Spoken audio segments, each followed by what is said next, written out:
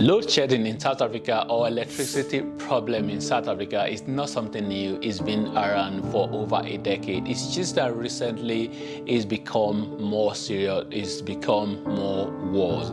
I just want to talk about some of the the causes of this load shedding problem.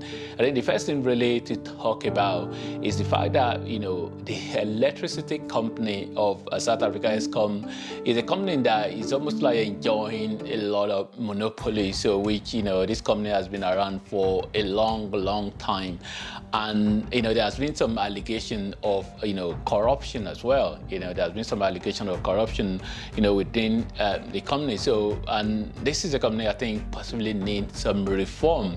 And when you look at South Africa energy mix as well, is the one that coal fire is the one that has been is kind of like the one that is that occupy a large percentage of South Africa energy generation. So which there is definitely a need to be able to get to have a lot of more option.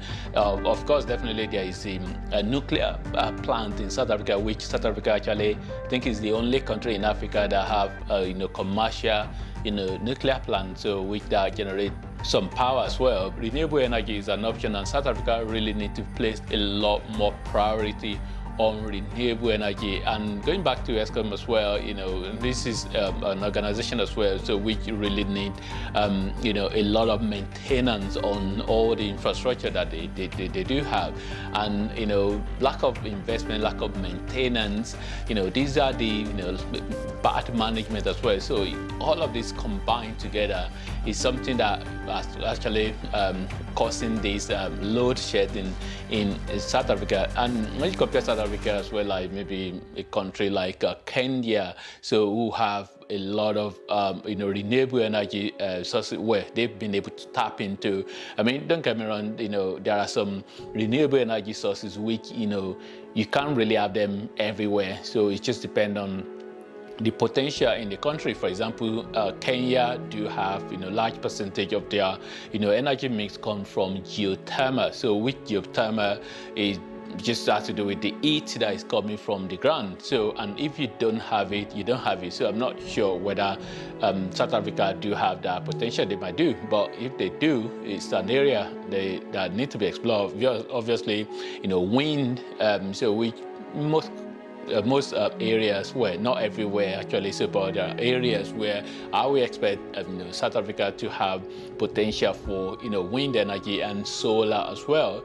So which these are areas where wind energy, wind farm can be built, and solar power plant as well can be built, and so these are the areas that South Africa definitely need to place a lot of priority on. And let's not forget that South Africa's population has been on the upward trend. This is not only South Africa, I think it's all about the world generally, the population of most countries going up, where there are countries where they have some population decline, but majority of the countries in Africa definitely do have population going up. So the population going up on the upward trend, then it just means that there will be more demand for energy. And let's not forget South Africa as well is the most industrialized nation in Africa. So which means that a lot of energy demand from industries and from households as well. So, and which means that if you just with the energy that you generate, which is not enough, so if you just leave all of it just like that, then the whole nation suddenly will just go on blackouts. And there's a reason why they have to do that load shedding. One area we have a little bit, and then they can turn it off, and then have another area we then have it. There's been some report as well in terms of like South Africa looking for help externally.